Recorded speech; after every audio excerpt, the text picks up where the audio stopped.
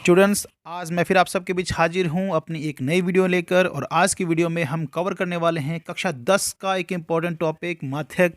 जी हाँ, कक्षा 10 में बोर्ड एग्जाम में 4 नंबर का एक बड़ा प्रश्न आता है जो सबके लिए बहुत ही इम्पोर्टेंट है और बहुत ही आसान है। ज़रा सी आप मेहनत करके 4 अंक आसानी से हासिल कर सकते हैं। तो साथियों, आज की वीडियो में आपके लिए 4 अंक फ्री में आपको जैकपॉट जैकपॉट लगने वाला है। तो प्लीज़ आप इसे कैश कर लीजिए, ये मौका बार बार नहीं आएगा। चलिए आज की वीडियो में आपको बताते हैं कि सबसे पहले प्रश्न जो है ये आपका इस तरह से आएगा कि निम्न बारंबारता बंटन का माध्यक ज्ञात करो। इस तरह से आपको बोर्ड में क्या है, पेपर में एक प्रश्न लिखा हुआ मिलेगा और इस तरह 2 ही प्रकार के आपको क्या सारणी के अंदर कॉलम दिखेंगे आपको। पहले कॉलम में वर्ग होगा और दूसरे कॉलम में आपको FI लिखा हुआ दिखेगा। FI का मतलब होता है बारंबारता। तो इस तरह 2 ही कॉलम आपके बने हुए आएंगे पेपर में। 2 ही कॉलम से आपको क्या है, माध्यक ज्ञात करना है। और माध्यक ज्ञात करने के लिए हमें क्या है, एक और मान की आवश्यकता पड़ती है, उसको बोलते हैं संचयी बारंबारता। और संचयी बारंबारता के लिए अपने को पहले सारणी को थोड़ा और बढ़ाना पड़ेगा और एक कॉलम और बनाना पड़ेगा संचयी बारंबारता के लिए। तो चलिए सारणी में हम सबसे पहले बढ़ा लेते हैं एक कॉलम और सारणी को अपडेट करते हैं। तो स्केल की मदद से पहले एक कॉलम और आप बना लीजिए, क्योंकि आप ध्यान रखिए कि बहुलक ज्ञात करने के लिए हमें संचयी बारंबारता बनाने की आवश्यकता नहीं पड़ती है। संचयी बारंबारता की हमें जरूरत पड़ती है माध्यक ज्ञात करने के लिए। तो माध्यक वाला प्रश्न जब भी आए तो संचयी बारंबारता की सारणी बनाना आप न भूलें। तो इस तरह करके हम एक कॉलम और बढ़ा लेते हैं सारणी के अंदर और उस पर लिखेंगे अपन संचयी बारंबारता CF। ये कॉलम हमारा बन गया है। सारणी को याद रखिए, माध्यक जब भी ज्ञात करेंगे आपको सारणी को खुद ये बनाना पड़ेगा CF, संचयी बारंबारता का कॉलम जो है। और इसके ऊपर आप लिख लीजिए संचयी बारंबारता। ये बहुत इंपॉर्टेंट है। बहुलक में हमें संचयी बारंबारता की आवश्यकता नहीं है और माध्यक ज्ञात करते वक्त क्या है, संचयी बारंबारता की आवश्यकता पड़ती है और ये खुद बनाना पड़ता है। तो ये आप जरूर ध्यान रखिए। अब इस कॉलम को बना लिया है तो हम इसमें क्या करेंगे, अब बारंबारता हम इसमें मान कैसे लिखते हैं, संचयी बारंबारता कैसे बनाते हैं, उसके पे ज़रा ध्यान से आप देखिए। ये बहुत ही इम्पोर्टेंट बात चल रही है इसमें, क्योंकि संचयी बारंबारता के बगैर तो ये बन नहीं पाएगा। तो चलिए हम बनाते हैं संचयी बारंबारता। तो संचयी बारंबारता बारंबारता से ही बनाई जाएगी। सबसे इम्पोर्टेंट बात तो आप ये ध्यान रखिए कि बारंबारता का जो कॉलम है FI वाला, इसी से संचयी बारंबारता बनानी है। तो चलिए स्टार्ट करते हैं। सबसे पहले आप बारंबारता में जो आपको 6 दिख रहा है, इसके बिल्कुल सामने संचयी बारंबारता नीचे आप 6 लिख दीजिए। बिल्कुल 6 के सामने, बिल्कुल सामने 6 लिखना है, कहीं भी ऊपर नीचे नहीं करना है, नहीं तो सारणी गलत हो सकती है। आप ये आपको समझ में आ गया। अब चलिए इसके नीचे देखिए, दूसरे लाइन में कैसे लिखते हैं। इस 6 को हम जोड़ते हैं संचयी बारंबारता बनाने के लिए, 6 को जोड़ते हैं 20 में। 6 से 20 को देखिए इसमें तिरछा जोड़ा जाएगा हमेशा। 20 और 6 26 को यहाँ लिख देंगे, यानी कि 20 के बिल्कुल सामने लिखना है 26 को। और 26 आए कैसे हैं साथियों, 6 में जब हम क्या करेंगे, 20 को जोड़ेंगे तो 26 आ जाएंगे। इसी तरह से अगली पूर्ति करेंगे सारणी की। लिखना बिल्कुल सामने है, सीध में है। अब 26 को जोड़ेंगे साथियों 44 में। 26 और 44 को अपन जोड़ेंगे और लिखेंगे बिल्कुल सामने, 44 के बिल्कुल सामने लिखेंगे तो 6 और 4 हो जाते हैं अपने 10, 2 और 4 हो जाएंगे 6 और 1 हासिल 70। देखिए 70 आएंगे और बिल्कुल 44 के सामने लिखेंगे। ये आपको ध्यान रखना है, लिखने का क्रम है उसका खास कर ध्यान रखना है। 26 से 44 को जोड़ेंगे 70 आ गए। अब अगले मानों को देखिए कैसे निकालते हैं। अब अगले मान में क्या करेंगे साथियों, ये जो 70 नज़र आ रहा है, 70 को हम जोड़ेंगे 26 में। 70 को 26 में जोड़ेंगे तो हमारे 96 आ जाएंगे और लिखेंगे बिल्कुल 26 के सामने, तो यहाँ लिख देंगे अपन 96, 96। अब अगली पूर्ति करते हैं। देखिए 96 में अब क्या करेंगे, 3 जो हमें नीचे दिखाई दे रहा है इसको जोड़ेंगे। 96 और 3 99, तो 99 यहाँ लिख देंगे, बिल्कुल सामने लिखेंगे 3 के। लिखने का क्रम का आपको ध्यान रखना है। और अब देखिए 99 और लास्ट में बच गया है नीचे, 99 के नीचे लिखना है हमें, तो 99 में 1 को जोड़ेंगे तो 100। इस तरह आपको व्यवस्थित रूप से लिखना है। संचयी बारंबारता बनाने का ये बहुत ही आसान तरीका है। तिरछा जोड़ते हैं इसमें, बस इतना ही आपको ध्यान रखना है। जोड़ते तिरछा हैं और लिखते बिल्कुल सामने हैं, उसके बिल्कुल सीध में। तो इस तरह आपकी संचयी बारंबारता उम्मीद है आप बनाना सीख गए होंगे साथियों। अब जो संचयी बारंबारता अपन ने बना ली है, उसके पश्चात बारंबारता वाला जो कॉलम है उसका अपन जोड़ करेंगे और उसको अन बोलते हैं। बारंबारता जो है इसका सबको जोड़ेंगे अपन और इसका अन कहा जाता है। जोड़ेंगे तो देखिए साथियों हमारे कितने बनते हैं, ये बन जाएंगे हमारे 100 बन जाएंगे पूरे। आप देखिए ये 100। अब यहाँ ये ध्यान देने वाला एक बात है साथियों, खासकर बहुत इंपॉर्टेंट बात है, आप ध्यान रखिए। एन का मान और संचयी बारंबारता में जो आखिरी मान है वो सेम होना चाहिए। अगर ये सेम नहीं है तो आपकी संचयी बारंबारता सारणी गलत बनी है। यानी कि एफ एन का मान जो अपन निकाले, यानी कि एफ की सारी बारंबारताओं को जोड़कर जो मान निकाल रहे हैं वो और संचयी बारंबारता का आखिरी मान हमेशा बराबर होता है। अगर बराबर नहीं है तो कहीं ना कहीं हमसे संचयी बारंबारता बनाने में मिस्टेक हुई है। यह इसको चेक करने का भी बहुत ही अच्छा तरीका है। तो इस तरह अपन क्या है संचयी बारंबारता भी बना लिए साथियों। अभी अन का मान अभी अपन है माध्यक ज्ञात करने का सूत्र लिखेंगे। माध्यक है उसको ज्ञात करने का सूत्र है और थोड़ा बड़ा सूत्र है, लेकिन आप एक बार थोड़ा सा ध्यान से 15 मिनट भी इसको देखेंगे, याद करेंगे तो आपको याद हो जाएगा। सूत्र है L प्लस एन बटे में 2 माइनस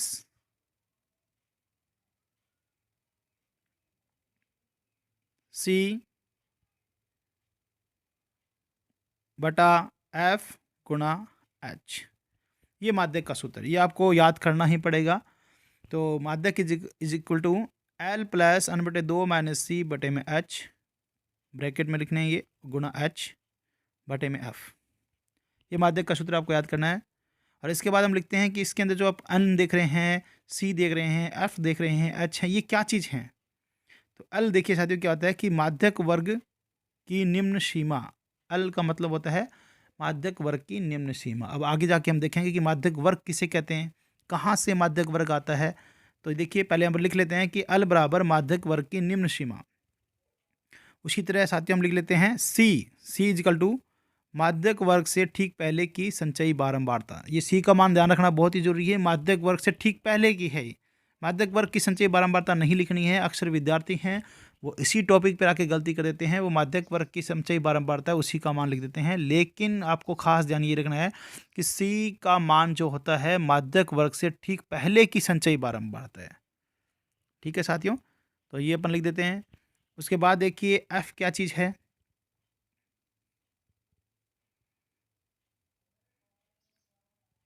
एफ यानी कि बारंबारता।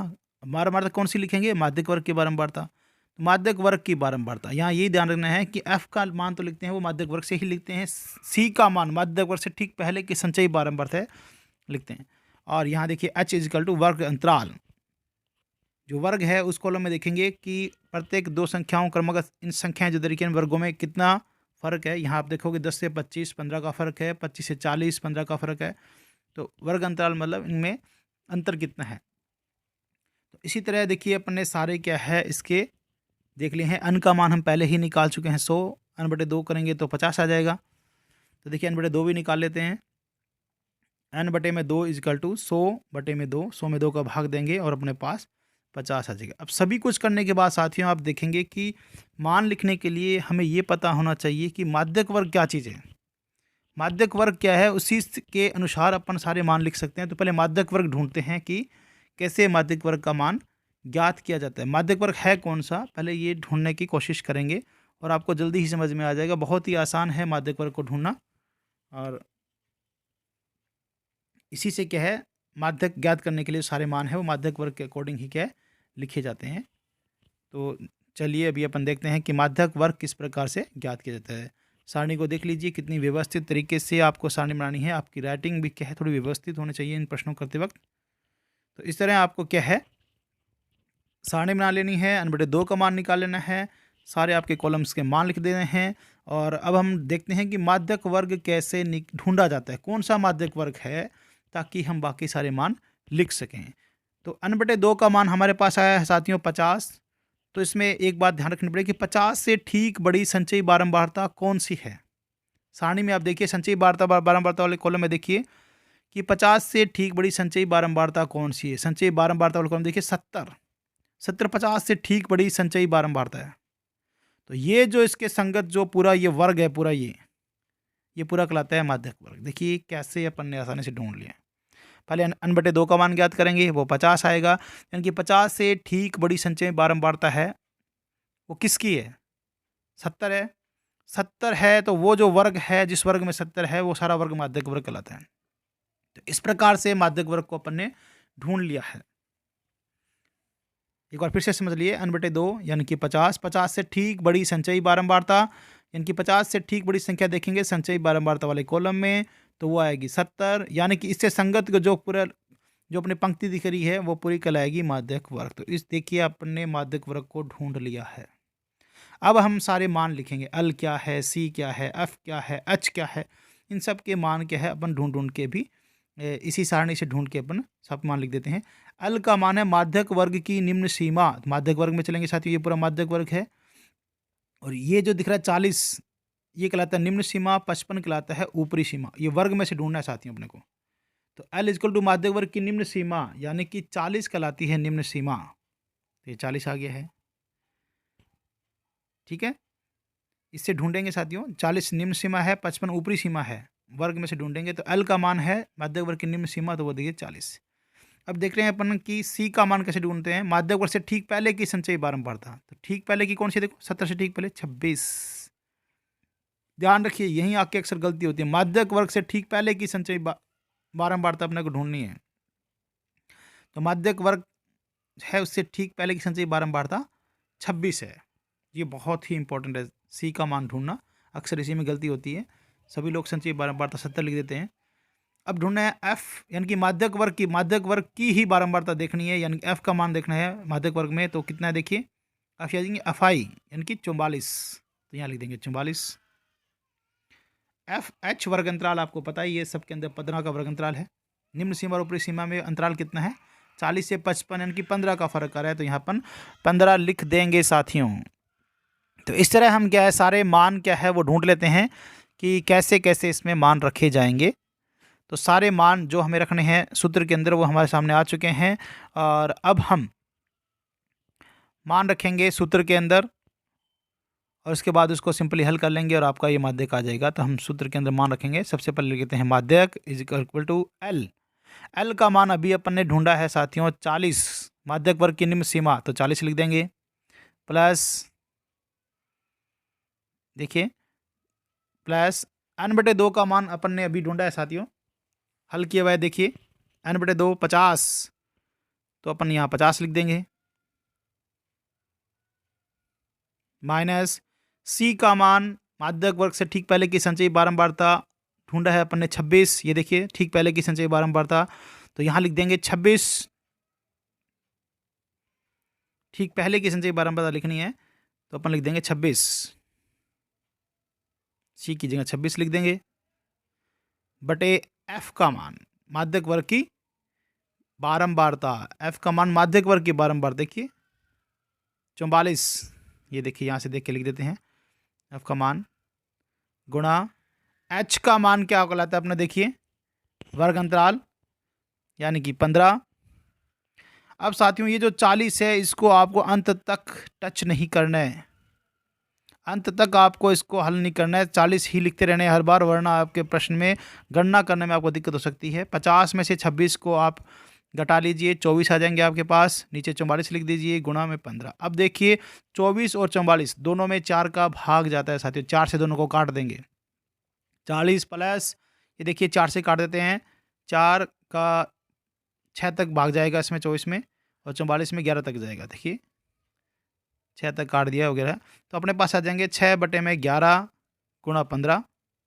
फिर से देखिए इसको हल करेंगे, फिर से देखिए 40 को अंत तक अपने को सेम रखना है, 15 को 6 से गुणा करेंगे अपने 90 आएंगी, 15 का पड़ा 6 तक पड़ेंगे 90 आएंगे, 90/11 और बराबर देखिए साथियों। अब देखिए 40 को अब अंत तक नहीं, अपने को ये नहीं कि आप भिन्नों को हल करने वाली विधि से हल करने बैठ जाएं। 40 को ऐसे कैसे रखेंगे, 90 में 11 का भाग करना है सिर्फ, 40 को ऐसे कैसा प्लस 90 में 11 का भाग करना है, तो अपन 90 में 11 का भाग करके देखेंगे। अगर आप डायरेक्ट कर लेते हैं तो ठीक है, वरना आप रफ में करके देख सकते हैं। रफ कॉपी के लास्ट पेज पर 90 में 11 का भाग देंगे, 11 का भाग जाएगा 8 बार, 2 दशमलव लगाएंगे 0 और देखिए 11 एकम 11 बचेंगे साथियों 9, 0 उतारेंगे और 11 8 88। तो 8.18 यानी 2 अंकों तक ही अपने को भाग करना है दशमलव के, तो 8.18। अब सिंपली इसको जोड़ देंगे, बिल्कुल आसान। 40 और 8 अपने हो जाएंगे 48, 48.18। 40 और 8 को जोड़ देंगे तो 48.18। देखिए कितना आसान है आपका माध्यक ज्ञात करना, और आप 4 नंबर बोर्ड की परीक्षा में आसानी से लेके आ सकते हैं। और ये प्रश्न निश्चित ही आता है हर बार, या तो बहुलक से एक बड़ा प्रश्न पूछा जाता है 4 नंबरों का, या माध्यक से पूछा जाता है। अगर अब इन 2 प्रश्नों को आप कवर कर लेते हैं तो 4 अंक आपको 100% मिलेंगे साथियों। और माध्यक ज्ञात करना भी बिल्कुल आसान है और बहुलक ज्ञात करना भी बिल्कुल आसान है। इन 2 प्रश्नों को तो आप ढंग से देखिए, मेरी एक और वीडियो है जिसमें बहुलक कैसे ज्ञात करते हैं उससे बनाया हुआ है, तो दोनों वीडियो को देखकर आप माध्यक और बहुलक दोनों सीख सकते हैं। बिल्कुल ही आसान है, कहीं कोई परेशानी वाली बात नहीं है। तो इस तरह आप क्या है इस पूरे प्रश्न को कर सकते हैं साथियों।